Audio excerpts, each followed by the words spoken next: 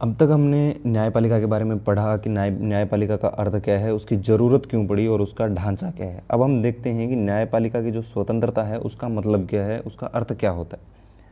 हम अगर देखें तो हमारे सरकार के 3 अंग जो हैं वो बनाए गए हैं। पहला अंग है 3 अलग अलग जो भागों में बांटे गए हैं, वो एक है विधायिका, एक है कार्यपालिका और एक है न्यायपालिका। इन 3 अलग अलग भागों में हमारे पूरे सरकार को बांटा गया है। अब न्यायपालिका की जो फ्रीडम है, स्वतंत्रता है, इस स्वतंत्रता का मतलब क्या है? इस स्वतंत्रता का मतलब ये है कि ये जो न्यायपालिका है इसके कार्य के अंदर न तो कार्यपालिका दखलंदाजी देगी और न ही विधायिका दखलंदाजी देगी। यानी कुल मिलाकर कहने का मतलब ये है कि सरकार के जो 2 अन्य अंग हैं, विधायिका और कार्यपालिका, ये न्यायपालिका के कार्यों में हस्तक्षेप नहीं करेंगे। हस्तक्षेप का मतलब है कि इनके बीच में किसी भी प्रकार की कोई दखलंदाजी नहीं देंगे। न्यायपालिका अपना काम कर रही है, कार्यपालिका और विधायिका को उससे कोई मतलब नहीं है और उनके कार्यों में किसी भी प्रकार की कोई बाधा नहीं पहुंचाएंगे। बिना बाधा के वो अपना ठीक से उनको अपना काम करने देंगे। यानी कार्यपालिका जो है वो न तो न्यायपालिका के कार्यों में दखलंदाजी देगी और विधायिका है वो भी न्यायपालिका के कार्यों में दखलंदाजी नहीं देगी।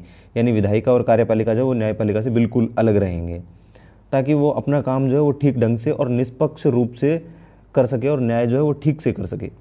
संघात्मक सरकार है, जैसा कि पिछले वीडियो में हमने पढ़ा था कि भारत जो है वो एक राज्यों का संघ है, इसलिए यहाँ पर संघात्मक सरकार है।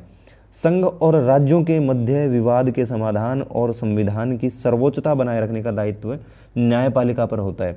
यानी संघ और राज्यों के बीच में, यानी कुल मिलाकर के हम कहें कि केंद्र सरकार और राज्य सरकार के बीच में अगर कोई विवाद हो गया तो उसको निपटाने का काम कौन करेगा? न्यायपालिका करेगी। और ऐसे में यदि कार्यपालिका और विधायिका दोनों बीच में आते हैं तो इनके बीच में, यानी केंद्र सरकार और राज्य सरकार के बीच में, केंद्र और राज्यों के बीच में जो है वो गैप जो है वो और ज़्यादा बढ़ जाएगा। उसको ठीक तरीके से, निष्पक्ष तरीके से न्याय नहीं कर पाएगी न्यायपालिका अपना। और संविधान की जो सर्वोच्चता है वो बनाए रखे, ये जो जिम्मेदारी होती है ये न्यायपालिका पर ही होती है कि संविधान की सर्वोच्चता जो है वो भंग नहीं होनी चाहिए। संविधान क्योंकि सर्वोपरि है, संविधान सर्वोपरि है, सबसे ऊपर संविधान है, सारे इससे नीचे ही होते हैं। इसलिए संघात्मक सरकार और संविधान की सर्वोच्चता दोनों को बनाए रखने के लिए न्यायपालिका का स्वतंत्र होना बहुत ज़रूरी होता है। और इसके साथ साथ उस पर मूल अधिकारों के हनन, जो संरक्षण है, उनका हनन अगर हो रहा है तो उनके संरक्षण का दायित्व भी होता है। मूल अधिकार, अगर मैं संविधान की बात करूं तो प्रत्येक व्यक्ति को 6 मूल अधिकार दिए गए होते हैं और इन 6 मूल अधिकारों के जो संरक्षण है, मौलिक अधिकार हैं, इन मौलिक अधिकारों का संरक्षण करना भी, मौलिक अधिकार दिए गए हैं, इन मौलिक अधिकारों का संरक्षण जो है वो करने का दायित्व किसका होता है, जिम्मेदारी किसकी है? वो भी न्यायपालिका की होती है। इसके लिए न्यायपालिका का स्वतंत्र और निष्पक्ष होना बहुत ज़रूरी होता है। न्यायपालिका की स्वतंत्रता को बनाए रखने के लिए अपने संविधान के अंदर भी कुछ संवैधानिक रूप से प्रावधान किए गए हैं। जैसे कि न्यायाधीश की अगर कोई नियुक्ति है तो संसद और विधानसभाओं की कोई भी भूमिका नहीं होगी उसके अंदर। न्यायाधीश की नियुक्ति के लिए निश्चित योग्यताएं और अनुभव दिया गया है। ऐसा नहीं है कि कोई भी उठ करके और न्यायाधीश उसको नियुक्त कर दिया जाएगा, नहीं। न्यायपालिका अपने वेतन भत्तों और अन्य आर्थिक सुविधाओं के लिए कार्यपालिका या संसद पर निर्भर नहीं है। उनके खर्च से संबंधित बिल पर बहस या मतदान नहीं होता। यानी न्यायपालिका से संबंधित अगर कोई भी खर्चा आया है तो उससे संबंधित अगर कोई भी कानून है, बिल है, तो उस पर कोई भी बहस नहीं होगी, कोई मतदान नहीं होता है उस पर। न्यायाधीश का जो सेवा काल होता है, जो उनका न्यायाधीश बनने के बाद में जो उनके टाइम रहता है वो लंबा और तय होता है, यानी सुनिश्चित होता है। यद्यपि कुछ परिस्थितियों में उनको हटाया भी जा सकता है। हटाने का वही महाभियोग की प्रक्रिया रहती है और जो कि काफ़ी लंबी और मुश्किल होती है। महाभियोग की प्रक्रिया से कैसे हटाया जा सकता है वो हम अभी आगे पढ़ेंगे थोड़ी देर बाद। न्यायाधीश के कार्य और निर्णयों के आधार पर उनकी व्यक्तिगत आलोचना नहीं की जा सकती। ये सबसे बड़ी बात है। अगर किसी भी जज ने कोई निर्णय दिया है किसी कोर्ट के अंदर बैठ करके, तो उस निर्णय के आधार पर और उनके काम के आधार पर उनकी व्यक्तिगत जो है वो आलोचना नहीं कर सकते हैं। आप उन पर पर्सनल कमेंट नहीं कर सकते हैं किसी भी जज पर।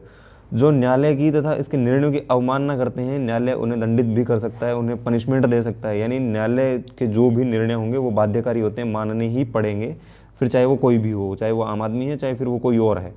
तो न्यायालय के निर्णय जो बाध्यकारी होते हैं और अगर अवमानना करते हैं तो फिर वो पनिशेबल रहते हैं, दंडित किया जा सकता है न्यायालय के द्वारा उनको। अब देखते हैं कि स्वतंत्र न्यायपालिका का जो महत्व है वो क्या है। स्वतंत्र न्यायपालिका का एक अलग ही महत्व होता है। सबसे पहला जो महत्व है वो ये है कि नागरिकों की स्वतंत्रता और अधिकारों की रक्षा। यानी स्वतंत्र न्यायपालिका जो है वही नागरिकों की स्वतंत्रता और मौलिक अधिकारों की रक्षा कर सकती है। संविधान ने प्रत्येक नागरिक को 6 प्रकार के मौलिक अधिकार दिए गए हैं और यदि कोई भी प्रतिबंध लगाने का उन पर प्रयत्न करता है तो न्यायालय द्वारा उसे दंडित करने का प्रावधान जो है वो कर सकती है। यानी न्यायालय द्वारा उनको दंडित किया जा सकता है। कोई भी किसी भी व्यक्ति के मौलिक अधिकारों का जो हनन नहीं किया जा सकता है। निष्पक्ष न्याय की प्राप्ति, न्यायपालिका अपने इस महत्वपूर्ण कार्य के संपादन के लिए स्वतंत्र होना बहुत जरूरी है। यानी आप चाहते हैं कि निष्पक्ष न्याय हो तो न्यायपालिका को स्वतंत्र करना पड़ेगा, तभी वो निष्पक्ष न्याय कर सकता है। और उसके कार्यों में व्यवस्थापिका और कार्यपालिका का कोई भी हस्तक्षेप नहीं होना चाहिए। अगर इन दोनों में से किसी भी एक का यदि व्यवस्थापिका या कार्यपालिका का हस्तक्षेप है तो फिर वो निष्पक्ष रूप से जांच नहीं कर पाएंगे, निष्पक्ष रूप से निर्णय नहीं दे पाते हैं। थर्ड वन है लोकतंत्र की सुरक्षा। लोकतंत्र की अनिवार्य तत्व स्वतंत्रता और समानता है और इसलिए नागरिकों को स्वतंत्रता और समानता के अवसर उसी समय प्राप्त हो सकते हैं जब न्यायपालिका निष्पक्षता के साथ अपने कार्य का संपादन करेगी।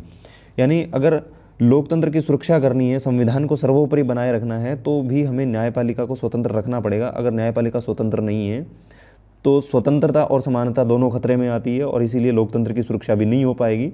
जिससे हम ये कह सकते हैं कि अगर जो न्यायपालिका है वो निष्पक्ष रूप से जांच नहीं करेगी और निष्पक्ष रूप से जांच नहीं होगी तो फिर लोकतंत्र की सुरक्षा भी खतरे में रहती है। आगे संविधान की सुरक्षा। स्वतंत्र न्यायपालिका जो है संविधान का रक्षक होती है और न्यायपालिका संविधान विरोधी कानूनों को अवैध घोषित करके उनको रद्द करती है। अतः संविधान के स्थायित्व एवं सुरक्षा के लिए स्वतंत्र न्यायपालिका का होना बहुत आवश्यक होता है। संविधान की सुरक्षा का मतलब है कि अगर संसद ने या विधायिका ने कोई कानून बनाया है, विधायिका ने कोई भी कानून बना दिया और वो विधायिका ने जो कानून बनाया है वो संविधान के अनुसार है या नहीं है, इस बात की जांच जो है वो न्यायपालिका करती है। अगर वो संविधान के अकॉर्डिंग है, संविधान के अनुसार है तो वो लागू रहेगा और अगर वो संविधान के अकॉर्डिंग नहीं है तो न्यायपालिका उसको तुरंत रूप से खारिज कर देगी, अवैध घोषित कर देगी। यानी संविधान के खिलाफ जो भी कानून होगा, संविधान विरोधी कानून जो भी होगा, उसको न्यायपालिका के द्वारा अवैध घोषित किया जा सकता है।